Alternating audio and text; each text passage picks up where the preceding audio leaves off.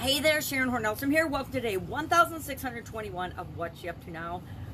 Today we're talking about contribution priorities. How do we set priorities, and what are our priorities with respect to our contribution, what we give out in the world, what impact we have on other people, things outside of ourselves. That's the focus for this month in our BU 365-day challenge. To do one thing every day that improves us, we are focusing on the life framework area of contribution. And of all the areas of life, the one I have probably given the least conscious attention to is the area of contribution. I've always grew up thinking that we do what our parents, we do what our parents teach us. We model them. We go to school. We get a good education. We get a good job. We work. Then we retire. We raise a family somewhere along the way there, and just what happens to us happened to us. That's what I believed growing up. I didn't realize that we have the ability and the power to choose and really impact and control our life. And of course, I've learned that over the years, and that's why I use the 9 area framework now for organizing my life, right? Just like we need to organize our closets and organize our work, we need to, and our priorities, we need to organize our life. And so I use physical, mental, emotional, spiritual, financial, relationships, and contribution that I learned from Tony Robbins back in the 1980s, the early 1980s.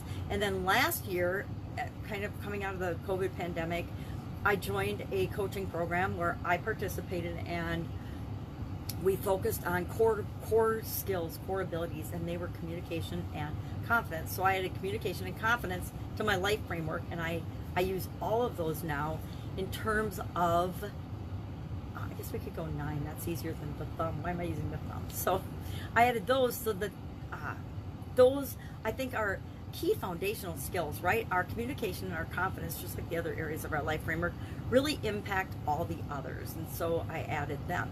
So this month, and I've thought about communication and thought about confidence a lot more than I've ever thought about consciously contribution. So this is a fun area for me to dive into too as part of the challenge, because I do the challenge right along with the people. As I'm leading the challenge, I actually do the action items as well. So today we're thinking about the area of contribution and what's most important to us with respect to that area. And then tomorrow we're going to talk about contribution thoughts and beliefs, and then we'll talk about core values and then other topics throughout the month. We'll go through the SOAP framework every month.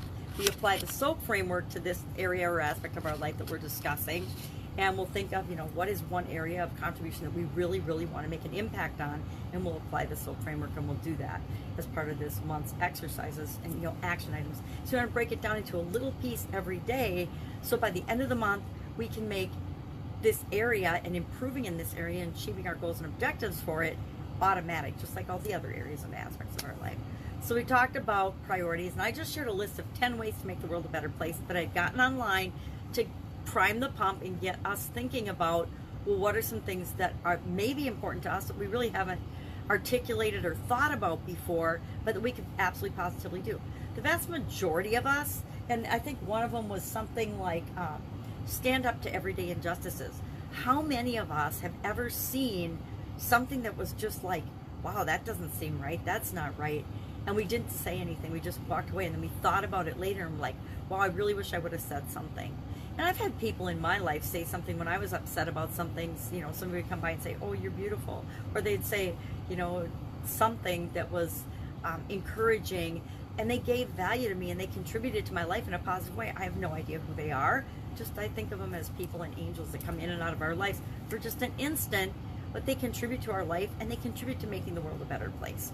So I will continue to talk about making the world a better place as I go through this challenge, because it's such an important thing to me. And to me, that is all of our purpose and contribution, is to become the best version of ourselves, because that, becoming the best possible version of ourselves, is positively impacting the rest of the world with our energy, with what we contribute, whether we consciously contribute it or not. Us just being ourselves gives other people permission to be themselves. And I think deep down, that's really the core desire of almost everyone on the planet. We want to come here, live our life experience, and be loved and accepted for who we truly are, not who we pretend to be.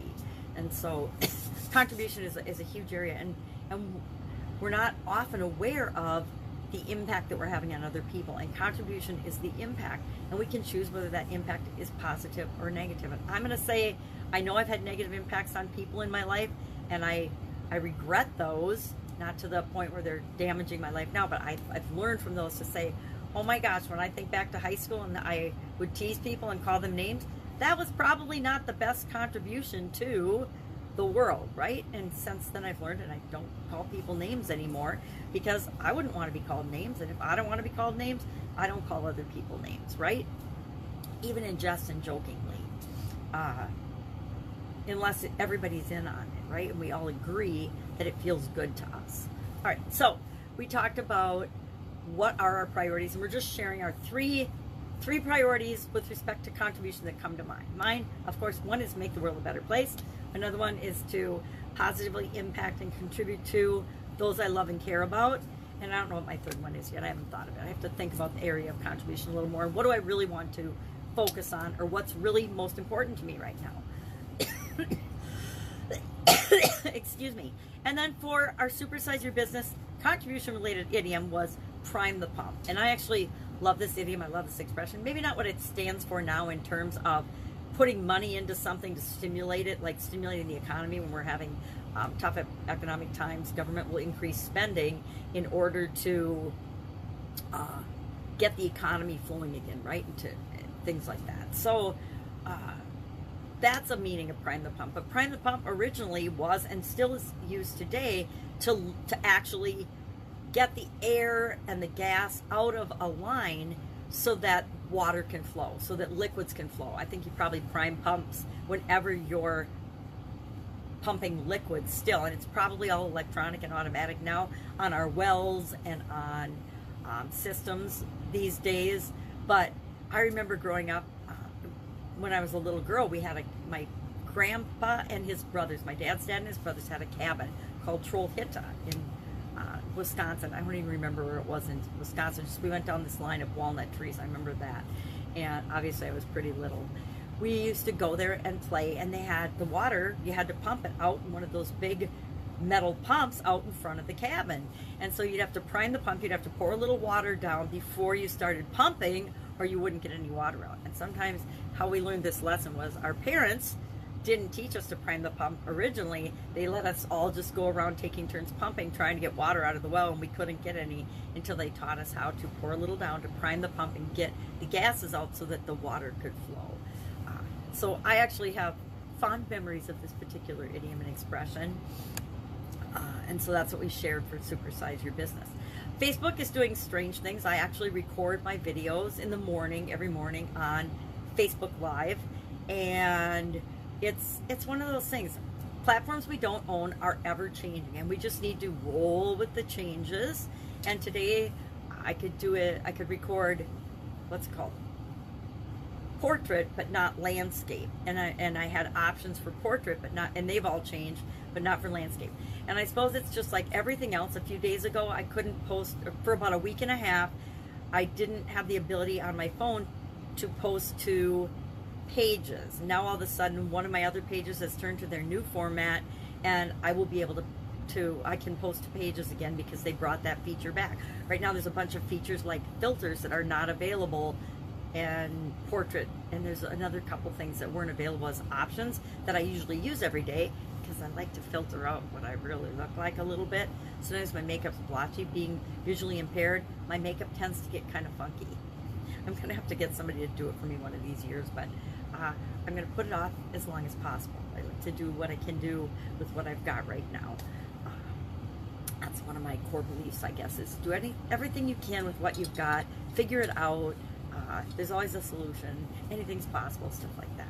So if I can help you in any way, it's a holiday weekend here in the United States. We actually are at the halfway point. Yesterday and today, since there's 365 days in a year, day 182 to 183, 182 and a half is half of the year. So our annual challenge, we are officially over the hump and on our winding down period of the annual challenge. I don't know about you, but when I set goals, I push really, really hard for the first half so that I know I can I can accomplish that goal. Once I get to the halfway point, I know I can accomplish my goal. And I've always done that, but I really started doing it when I started to get physical activity and try to get healthier. I would plan my walks, and I would make the first half uphill, and then I knew once I got to the halfway point, in order to get back to my car or back to where I was home, I would have to finish it, but it was going to be easier because it was downhill on the way home. And so that would give me fast wins and successes that encourage me to keep going toward my goals and objectives. And I try to do the same thing with everything. So once we get to the halfway point of our annual goal, I'm always really, really excited because I know we can do it. No, nothing's going to stop us now because we're already over halfway there. All right, have an awesome day. If I can help you in any way, ask. Otherwise, I'm going to be celebrating with family and having an awesome time and doing some other projects as well, but mostly play and fun and relaxation this weekend. All right, have a great day, and I'll, of course, be with you tomorrow. Bye.